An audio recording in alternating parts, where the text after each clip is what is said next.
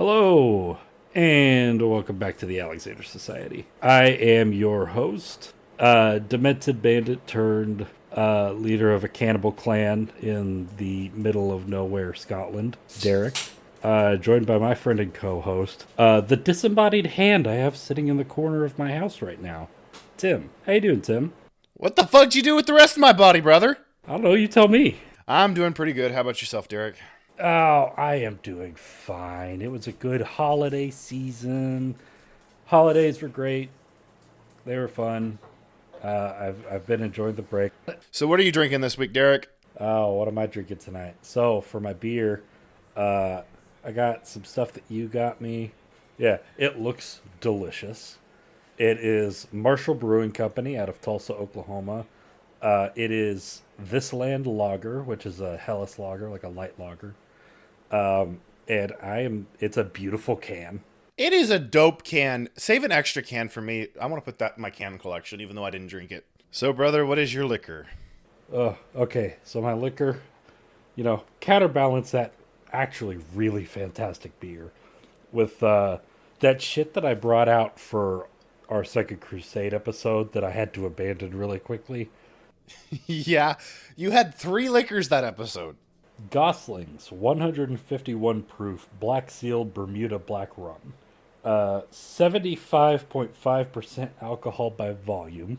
The stuff comes out like toothpaste. I love it. And it incinerates your sinuses as you drink it. It is rough. But it sucks because it does genuinely taste pretty good. It's just the alcohol is so... It ruined you last time. It ruined me. But, as I always love to say, Mama didn't raise no bitch. I'm just going to force myself to keep coming back to this until I can manage to get an entire episode out of it. So, also, I'm using the shot glass that we got, or that I got while we were on the road. Anyways, Tim, what are you drinking? So, I am also calling back to our Second Crusade episode, and I am drinking the Austin East Cider's Pineapple Cider, which I have already taken a couple sips of as we're trying to get this recorded, and it tastes very good. It tastes like a pineapple Reds. I love it. Yeah. This was the stuff I tried drinking on that episode. And you drank 1 beer, brother. Yeah, that whatever, man. I was talking. I was using my mouth for other stuff. Don't cut that out of context. Don't isolate that. Don't isolate. That's what Jimmy and James say. Don't isolate that.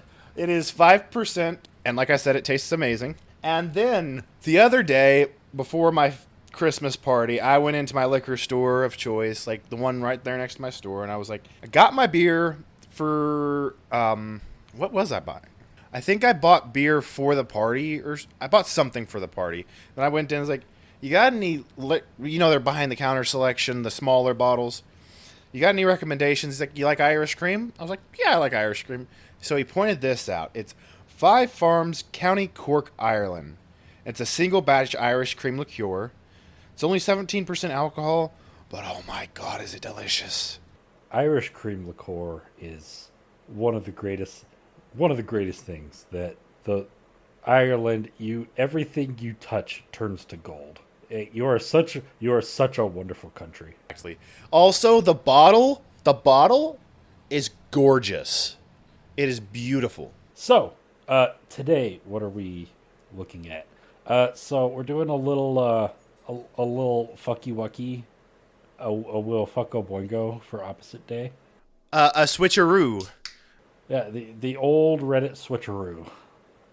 So actually, I'm gonna be doing, kind of a true crime sort of thing. This is the Derek's mystery docket, basically. His first mystery docket.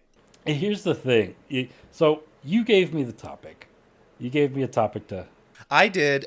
I knew this would have a little bit of historical context, so it would make sense for a good Derek mystery docket. And I wanted to know how you felt about it, and you would be better at researching the origins of this, because I knew it was a myth. I knew it wasn't real, essentially. Yeah. By the way, when I was trying to look up like scholarly articles on this, like I was on Google. I bet it was a bitch. True crime shit's hard to get scholarly shit on. This one was especially hard because there were a fair few articles like on it or that mentioned it, like scholarly articles, but all of them weren't specifically about this topic. It was about the writing of the topic in the context of the development of like Gothic literature, which is apparently like it had a pretty like the original stories that came out about this topic in like the 1700s were actually pretty influential on the development of like like the later Gothic literature movement, which is really interesting. I Damn. I didn't know that. Yeah, and I'll talk a little bit more about like the literature around this story, because that's gonna be like the main sort of like historical bend to it. Because like we've mentioned so far, um, this is not a real story. This didn't happen. That some people are gonna argue like, well, there might be like some connections or so like a kernel of truth. No, it didn't happen. From my understanding, it was a boogeyman story. Yes, and I'll get into like why, like who the boogeyman of the story was, when we get to the end. Go ahead and tell them the myth so they know what we're talking about. But yes, so this is oh, how do you, I've always heard it Sawney Bean. yeah, I think it's probably Shawnee Bean. Or Sawney. I've heard it Sawney and Shawney. I'm gonna say Shawnee Bean because that sounds, it rolls off the tongue better. Before we get too far, don't forget, brother, we need to take our shot. Yes, Prost. Cheers. So yeah, this is my true crime episode, and we're doing it about a historical true crime topic. This is the legend of Shawnee Bean, which is, you know, for I don't think I'm giving it enough credit. A very interesting story, and the kernels of truth of this fictional story are basically hinting at like a really fucked up time in European history, especially British history. Yeah, that's what I understood. It's been a hot minute, so it's going to be nice hearing the full story again, or as much as you go into. So this is, it's generally accepted that this story or the general telling of this story is, Time period? yeah, is around the 1500s or maybe sometimes the early 1600s, but that's if the storyteller wants to kind of attribute it to King James the Sixth, because he was such an important figure in Scottish history, because he was one of he was like the big name in like the Stuart dynasty, which is the it was the kings of Scotland who were also the kings of England at the same time. So it was kind of a big deal in like Scottish nationalism and like Scottish heritage. But most of the stories, including like all of the original publications of the story, attribute it to like the mid to late 1500s, generally speaking. And like the big climax is typically attributed to around 1600. Alrighty then. So I'm gonna try and do this part briefly, but I do want to kind of go over like what was going on, like the history of Scotland at this time, because boy, was this a bad time to be alive. Like, if ever there was a time for like a band of like backwater, Cannibalistic savage cave dwellers? yeah, like backwater hick red, like the Scottish version of Deliverance. Yeah, essentially. This was absolutely the time for it to happen, because Scotland was really messed up at this time. So it's 16th century, the 1500s. At this point in Scotland's history, they'd been suffering like some real dystopian shit for several hundred years now, going back to about the late 1200s. So there'd already been quite a bit of infighting, like a few like civil wars in Scotland prior to that point. And then the 1300s hit, and you got the Black Plague. And the Black Plague was really bad in Scotland. It fucked up the whole world, so I can imagine it fucked up Scotland. Yeah, Scotland was hit especially hard. Like, they lost. Estimates are they lost about half their population. So in the in about 1300, Scotland had a population of about 1 million people. By 1500, it was about 500,000. Damn. Yeah, it was pretty bad. And because of the because of this, you got this really interesting like chain of events that was gonna set in motion by the plague, as happened all throughout Europe. So the basic chain of events of what happened is that the plague depopulated the country. Now that the country was depopulated, there was a bunch of empty farmland now no longer being used, but that also meant that there was less food being produced, which means that you got economic inflation, the price of everything went up, and you had significantly less supply of food and stuff. So the supply of everything went down while the prices were going up.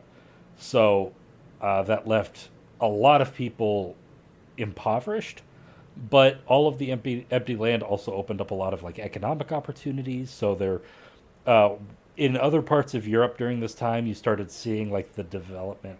You were kind of shifting out of like medieval serfdom into this sort of like tenant farmer system, where where peasants weren't technically like tied to the land, but they were like economically indebted to like their landlords.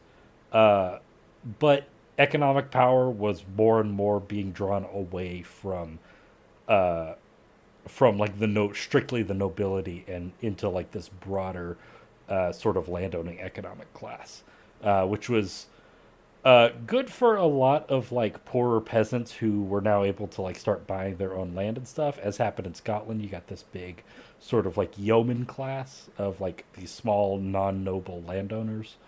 But the inverse effect of that is that all of the nobility saw their power being like their power didn't mean as much anymore. Like now anybody could own land. They were threatened.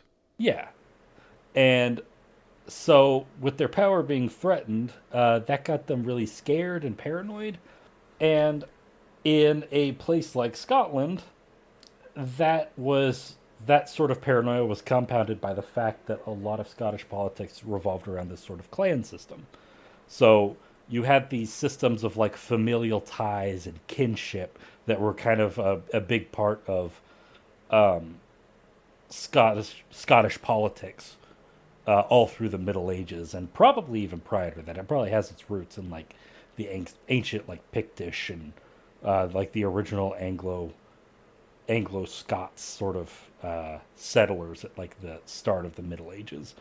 That tracks. Yeah, and so those two factors kind of compounded. You started getting like really high intensity civil wars going on like every few years in Scotland.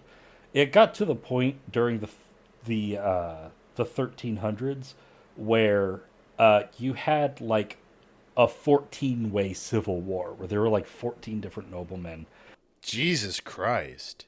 who were all like threatening to murder each other over the right to the Scottish throne. And all of this weakness within the Scottish political system allowed the English, who were becoming a lot more powerful in this time, the English throne stepped in and basically came in and made Scotland sort of a vassal of England. And so you now had this outside force which was now subjugating the Scottish political system, which was leading to the development.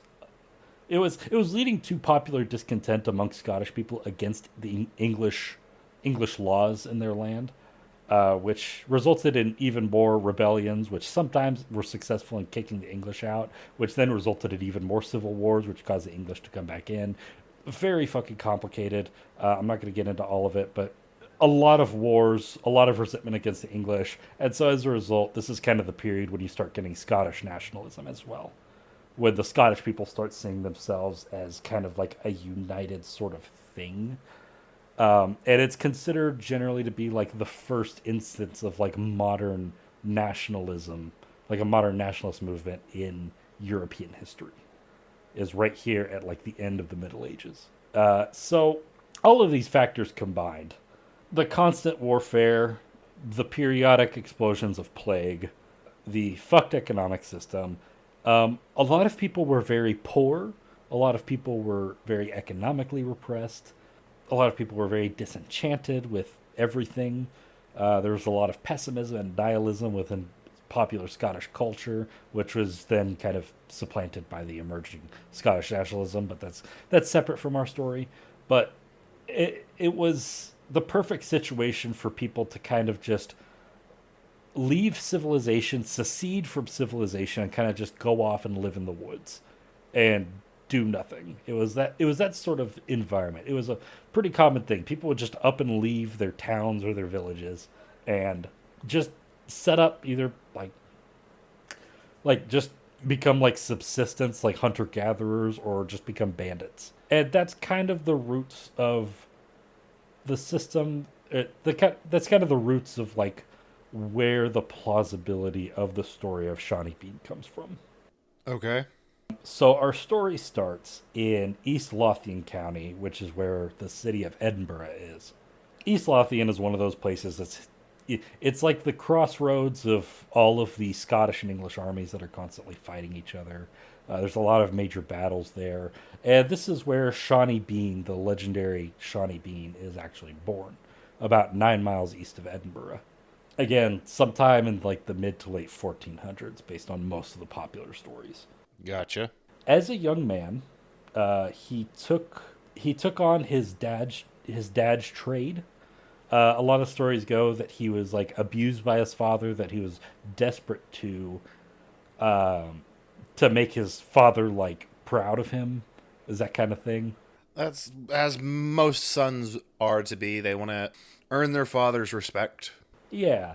So he tried to do that by getting into his dad's work. Now, some stories say this was Ed's a hedger and a ditcher, which were basically just the guys who did all of the maintenance on the roads. They would clear back all the foliage from the roads. They'd dig the drain ditches on the side, that kind of thing. Other stories say that he was a tanner. A lot of different versions. Um, but he figured out pretty quickly that he didn't like working for a living, which disappointed his dad even more greatly. And so And minor spoiler alert, sounds a lot like next episode's topic. yeah, yeah, that's true. So he decided to just kind of screw it with all of this working for a living stuff. He met a lady by the name of Agnes Douglas, who's also been referred to as Black Agnes, because it was purported that she was a witch. Love it. And she was probably pretty close to either being driven out of town or burned at the stake, because this is at like the very beginning of what would eventually become like the witch trials, the European like witch hunts and things like that. This is when that was first starting to become like a thing. So basically, you have the town fuck up and the purported witch. Town witch. Yeah, the goth girl that all of the adults bully. Don't bully the goth girls. Don't bully the goth They're amazing. until they start eating people. Yeah, never. I know everybody out there loves the trope of like the goth girl and the cat and like the country hick boyfriend. You don't you dare mock my dreams. No, look, I love the trope as much as anybody. It only ever ends poorly. That's how you get cannibals. It's just how you get cannibals. It's unavoidable. Sorry. I'm sorry, dude. It's the truth. You gotta accept it. I mean, the last one broke my heart and fucking scorched earth me, so. Fuck you, bitch. You broke my heart. She did. So these two outcasts from society decide, if society doesn't want us, then we don't want society. And they pull a Kaczynski and they move west to the west coast of Scotland, to Ayrshire County. And they find a nice little cave on the beach called Benane Cave. And they like this spot because this cave is nice and cozy. It's covered for half the day. The entrance is covered by high tide. So for half of the day, the front entrance of the cave is underwater. So during the daytime, they'll just like at dawn, they'll just go into the cave and kind of live in the cave while the entrance is blocked off by the high tide. And then at night, when it lowers back down, they'll just come out. And do what they're about to do. It makes it very difficult to find, which is what their intention was. Sounds like they had the perfect place for that, to be honest. Yeah, it was a pretty solid idea. They secede from civilization. They return to Monkey, but they realize pretty quickly Monkey doesn't have money Or food. or food. So what they decide to start doing is we're gonna go out and we're gonna make our living by robbing people. It's not honest work, but it's hard work. So every night they'd come out of their cave and they would wait and ambush a traveler on the road, and they would rob them. And then to keep from having any witnesses, they would kill the person that they robbed, and then bring them back to their cave. And then when the low tide or when the tide went out, they would throw the body in the water, and then the tide would take the body out to sea, and then it'd wash up somewhere else, and nobody would know where it came from. So it was a good way of hiding the witnesses, basically. They had the perfect disposal. Like, literally the perfect setup. And so they made a tidy living doing this sort of robbery, this highway banditry stuff. But then they started having kids, and they had a lot of kids. A lot of kids. Like, they put the Catholics to shame, a lot of kids. Oh yeah, just so many kids. They just kept popping them out. Again, not a true story. There's differing accounts of how many kids they had. It's always a fuck ton, though. It's always a fuck ton.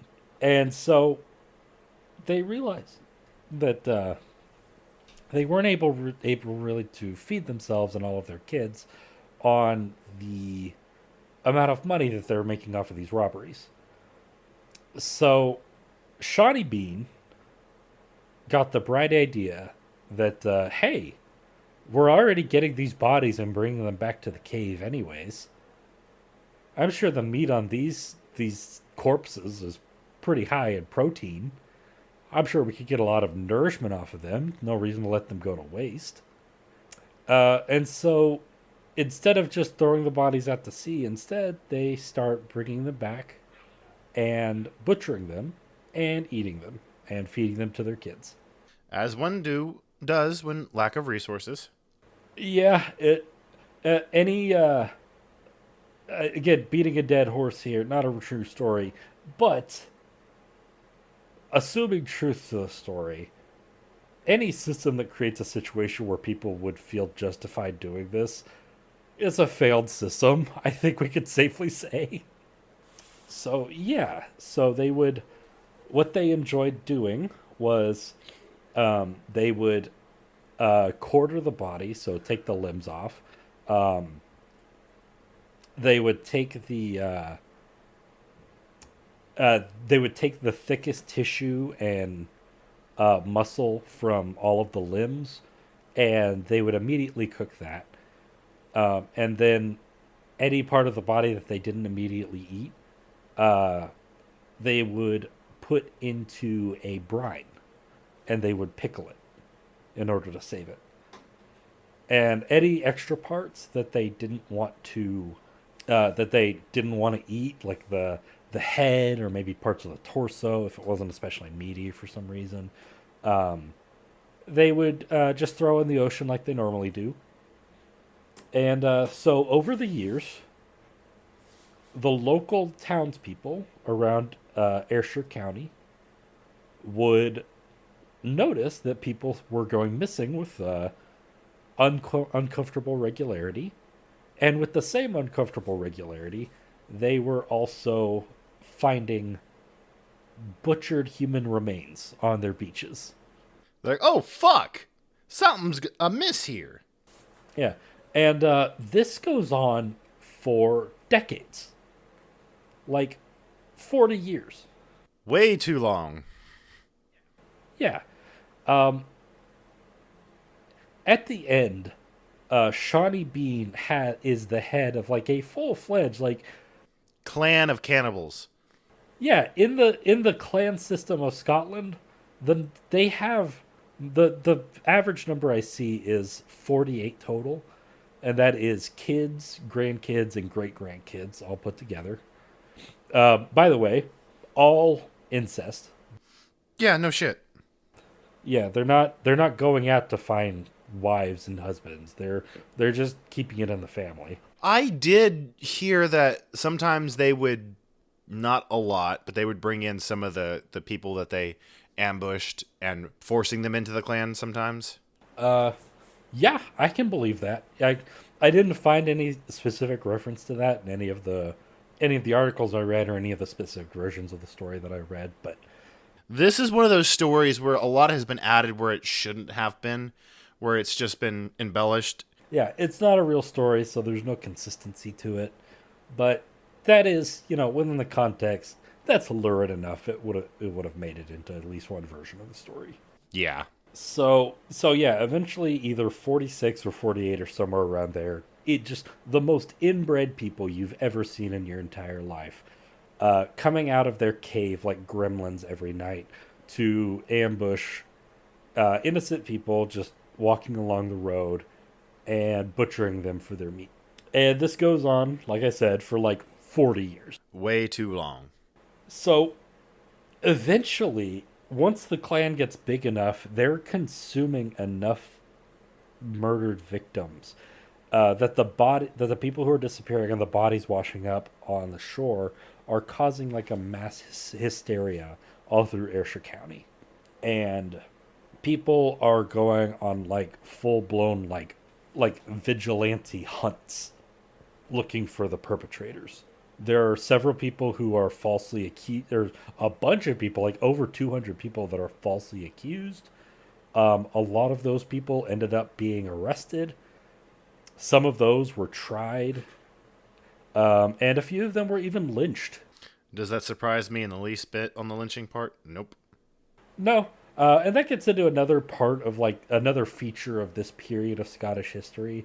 While the power and influence of the nobility were waning at this time, the Scottish state was becoming less and less able to manage and administer like their rural areas.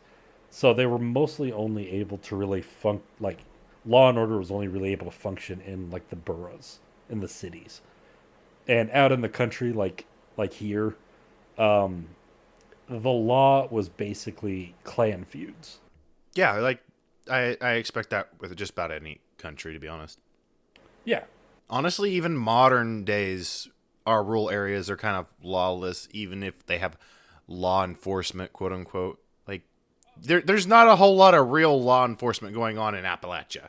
Yeah, there's places in fucking like rural Idaho that are just like a town is just run by a family. Like there's no like town government. It's just a family that decides law and shit. Like that still happens. Yeah. Not to mention like all of the religious cults that are Yeah. just scattered around this country that own towns for some reason. Real quick interjection into this tangent that will stay in the episode. The two companies I'm thinking that were owned by cults were the Washington Times used to be owned by the Unification Church, and then the tea company that I was thinking of was Yogi Teas. I don't know about the history on any other companies at the moment. However, there is a long history of big name companies that we do know used to being owned by cults. Crazy enough, there's a lot of corporations or like big product brands that you think of. Like Sleepy Time Tea is run by a cult. Really? Oh wait, I think I knew that. Yeah. There's a Behind the Bastards episode about that, I think. And then I think the Wall Street Journal is owned or was owned by a cult. That makes sense. Yeah. Wait, isn't the Bezos owns it now, I think. Oh, that's right. Yeah. Sawney Bean. So, some of the people that were most targeted by this mass hysteria and these lynchings and stuff were actually innkeepers. They really like to target innkeepers because innkeepers were always the last people to see the victims before they got on the road. And so it was always assumed that, well, you're the last person to see him. It must have been you. And you had a little bit of a deficit of innkeepers in Ayrshire County there for a little while because they kept getting killed off. So this goes on for a while. According to like the main version of the story, sometime around the year 1600, the Bean clan is out doing their regular stuff, and they ambush a man and his wife, who are both on their own horses. And they try to do their typical thing, knock them off their horses, kill them, and then drag their bodies back to the cave. The problem was, this guy was one of the greatest duelists in the entirety of the British Isles. And he was armed with a sword and a pistol.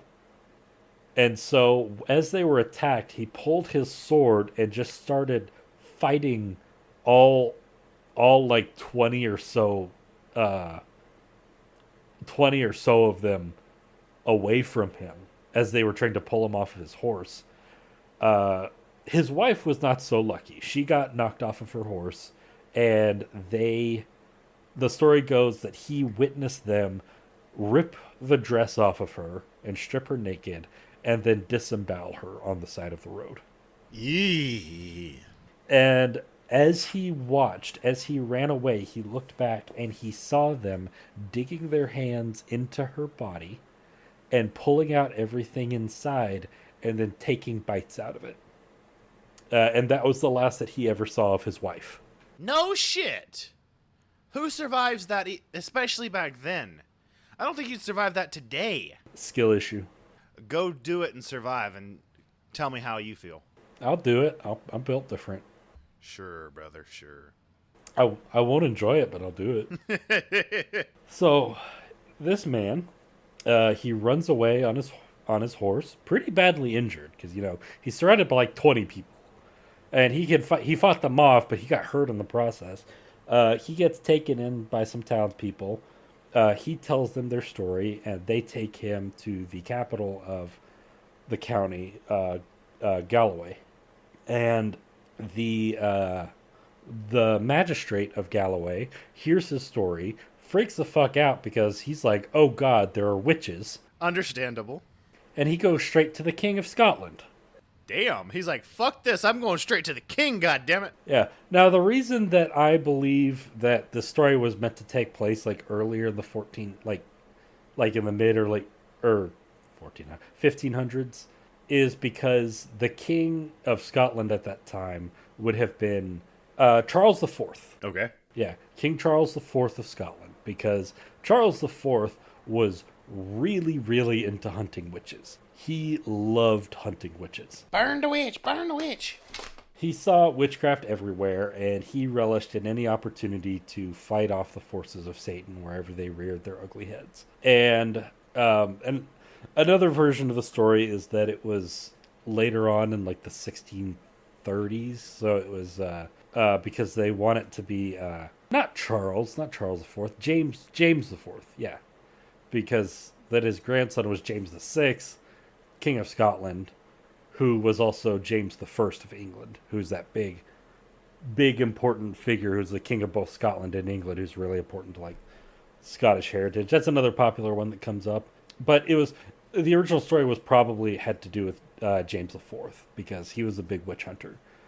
So the story goes that once he hears about this, he freaks the fuck out, King James does, and so he gets his whole posse together, just, hundreds of guys with bloodhounds and swords and shit, and they go out to Ayrshire County, and they just let their dogs go out trying to look for a scent, and they're looking for several days, and they're not able to find anything throughout the entire county, especially around the area where the man was ambushed.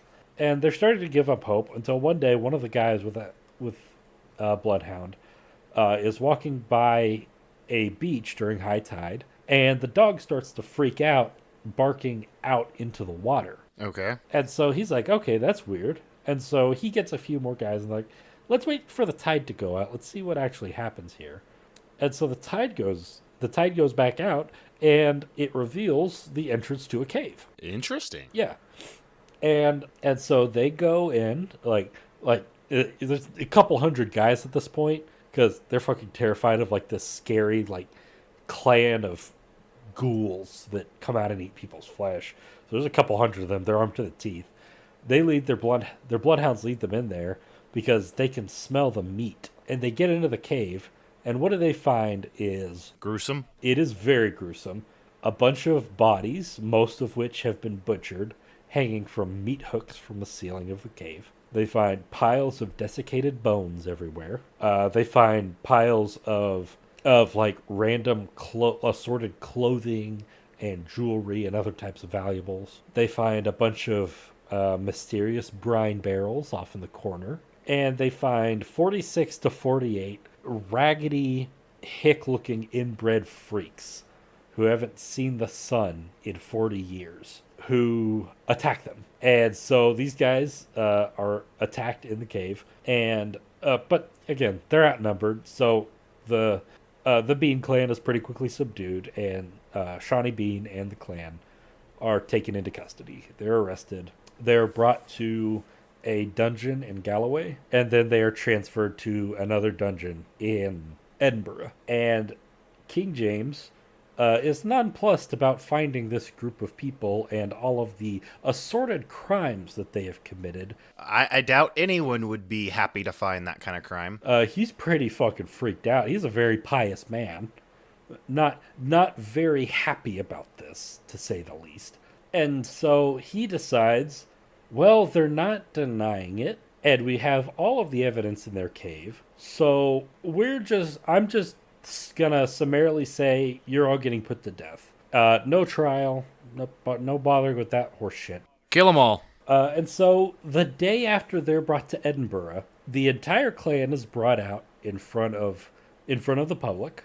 All of the women and children are lined up. All the women and children of the clan, they're lined up and forced to watch the execution spot, where all of the men, the numbers that I've seen are 27 men, 21 women. So that's 48. So all of the women and children, 21 of them, they're lined up, and then the 27 men are brought out, and one by one, each of them are executed by being hanged, drawn, and quartered, which I'm going to explain hanging, drawing, and quartering for our audience who is not familiar, because that is actually a very interesting little piece of British history. Trigger warning, if you don't like to hear gruesome deaths descriptions, maybe skip ahead a minute or two. Yeah. Then again, also don't listen to the true crime episodes of...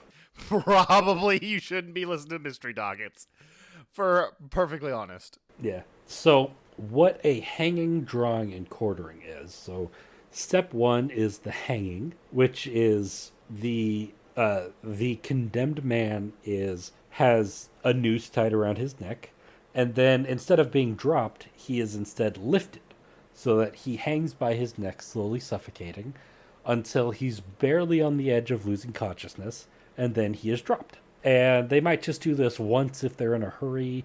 If they want to draw it out, they might do it several times. But they always stop just short of the man losing consciousness. So that sucks. That has been known to kill people on occasion.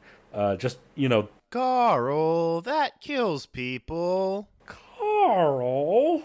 So after that, the noose is taken off, and typically what follows is some sort of dismemberment. A very common one, famously used against Scottish revolutionary William Wallace in the 1300s. They will be castrated in front of the crowd, so they'll have their manly bits cut off.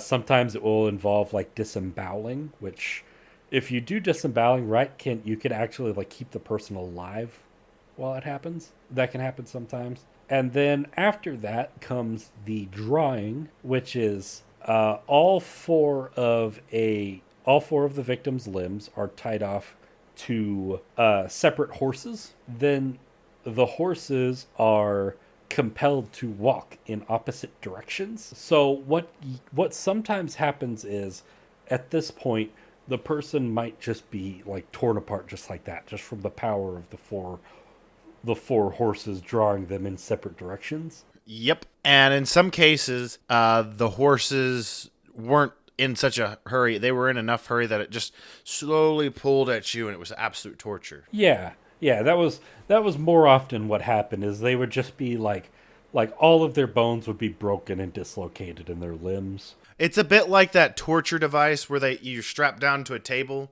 and each limb is tied to a rope, and they just slowly. Yeah, yeah, very similar to that. Although I feel like that's a little bit worse because with drawing and quartering with the horses, you might get that quick snap and it might snap your neck. That's not going to happen on that board. Well, with drawing, they don't actually tie off your neck. It's just your four limbs.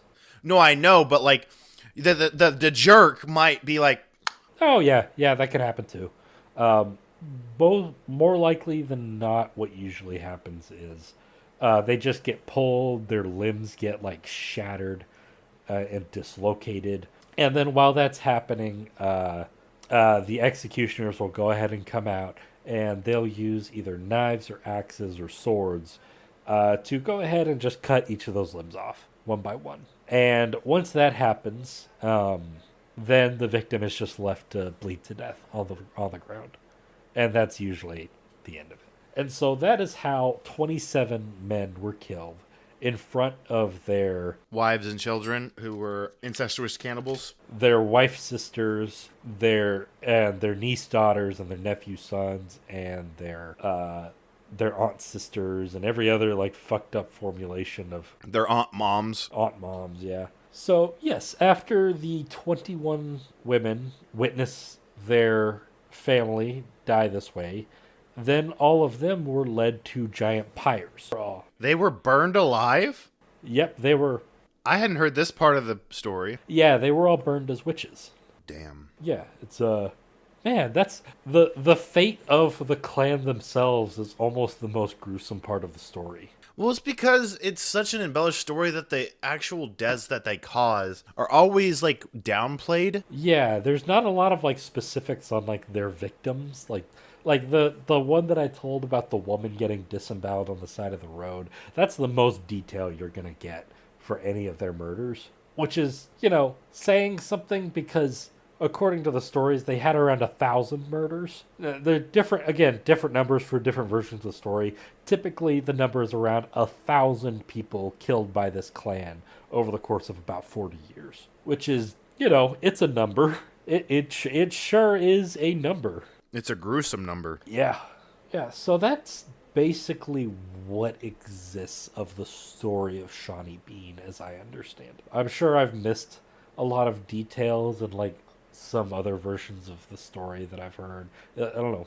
I guarantee you there's a billion different versions of this story because I feel like this was an oral tradition back in the day when it originally started, and it just splintered off a million and one different ways, and everyone had their own little exact version of the story. Well, here's the thing. We don't actually have any evidence of it ever being an oral tradition at all. In fact, it probably doesn't even originate in Scotland. Interesting. Yeah. So as part of the story, I kind of wanted to get into the history of the story itself and where it came from and why it became a thing. Do tell, O camarada. So what I found is that the earliest copy we have of the story of Sawney Bean that it was actually published was published in 1775. And it's believed that that was a republishing of an earlier story that was originally published in the 1750s. So that is about 150 years, more or less, after the events supposedly took place. 100 to 150 years. And there's a few other telling things about it. So the first instances that we know of it appearing were in crime journals that were published in England in the 1700s. And we believe that the earliest ones were published right around the time right after what was called the Jacobite Uprising. And the Jacobite Rising was in 1745, and it was a revolt of Scotland against English rule. And it was an effort to overthrow the English monarchy in order to restore the Stuart dynasty. which was the Scottish dynasty that used to be the kings of England. Okay. And it obviously failed, but it scared the shit out of a lot of people in England. And so it's generally believed by historians that the story of Sawney Bean was originally invented as a way of, titillating, like, Nationalism. well, like, titillating, like, the rich people of England who were scared of, like, the barbaric Scot. Okay. To give them, like, a compelling crime story that would, like pique their interest in horror while also making fun of and denigrating the violent, evil Scots that threaten the right and just rule of English hegemony in Scotland. It's that sort of thing. Okay. And this is further bolstered by the fact that the term Shawnee, like that word, is a slur. I did not know that. Yes, it was a slur that was popular in England and used against Scottish people. Damn. It was kind of used the same way that the term paddy was used against Irish people. I knew there were Irish slurs. I did not know Patty was specifically one of them. Yeah. Yeah, it seemed, with that context in mind, it seems kind of obvious what this story actually was, which was just it was a crime story it was a horror story that was also meant to denigrate the Scottish people. That was specifically constructed for a British audience in order to sell books to them. Love it. Just demonizing another group of people just because they're different. Let's make fun of them. Even like less than that, just because they don't want to be ruled by you. Well, they don't want to be ruled by the English. That must mean that they're defective. They're savages. Well, no, savages came from a different. Yeah, yeah. Also, this story of Sawney Bean was also the inspiration for the 2006 horror movie The Hills Have Eyes. I knew it was a loose inspiration, but I didn't know it had a whole lot of inspiration. Fun story. I still have not seen that. Oh, me neither. No, I don't really like horror movies, so. You coward! I love horror movies. It's not because I'm scared of horror movies. It's because I don't find them entertaining. I don't get anything out of them. So, is there anything that you wanted to add? Because I know you're vaguely familiar with the story as well. So, You did a pretty good description of it. It's been so long that I couldn't give specifics, and you did a better job than I could have based off memory. If I had looked it up, done an actual write-up like we're wanting me to start doing, could have done maybe a little bit better, because I probably wouldn't have forced as many scholarly resources just because there's so many conflicting resources on a lot of true crime stuff. It's really hard to find definitive scholarly stuff on true crime. well, for what it's worth, the great thing about true crime is that a lot of the stuff, with all scholarship, the best information that you could possibly get are firsthand, like, primary sources. And true crime is great because almost all of the information that you have is nearly exclusively primary sources from, like, the actual investigations and interviews and things like that. So it's actually fairly simple and easy to do, like, good scholarship on true crime, which is an even more scathing indictment of most of the true crime industry for how poor their scholarship tends to be. But that is a discussion for another time. So, real quick, I'll just give the sources I used. I wasn't super rigorous about this or anything. It's just a nice casual episode. Who Was Sawney Bean? Article by Stephen Brocklehurst for BBC News. The Legend of Sawney Bean at scottclans.com. Sawney Bean, Scotland's Most Famous Cannibal by Ben Johnson at Historic UK. And Sawney Bean, Legend of the Scottish Mass Murderer and His Cannibal Clan by DS Doobie at thecrimewire.com. I guess, do you have any thoughts before we close out? Not really. It's right along the lines of what I thought it was. It's just I didn't know the part where it was really more of a smear campaign story, and that's really an interesting angle. I thought it was more a boogeyman, but more like a local boogeyman kind of story. It's like, you know how every small town has, oh, that's that one inbred family. They're the trashy one. Don't end up like them. Don't talk to them. I thought it was like a more famous, more overblown dramatic version of that. As far as I could tell from the reading that I did, there are no Scottish people who give a shit about Sawney Bean. It's not a thing in Scotland. They don't care. It's an English thing.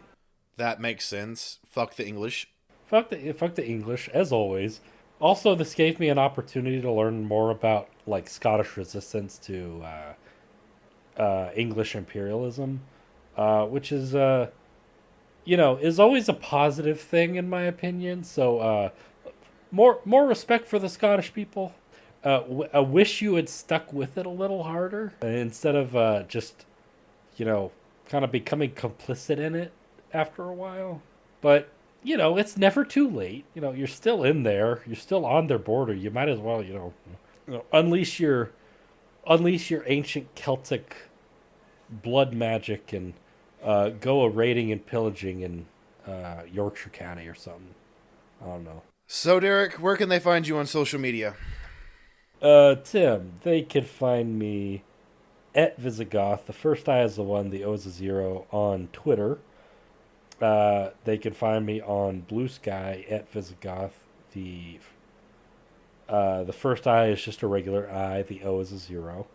Where can they find you, and where can they find the podcast stuff? So they can find me both on Twitter and Blue Sky at Tim aka Otis. They can find the podcast on Facebook and Instagram on. Let me reword that.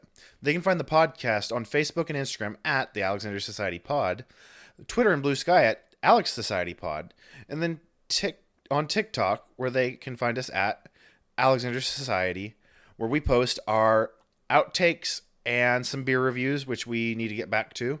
But they can find us there. If they've enjoyed what they've listened to today, they can give us a rate and review on their streaming platform of choice. We hope to see you next time. Bye.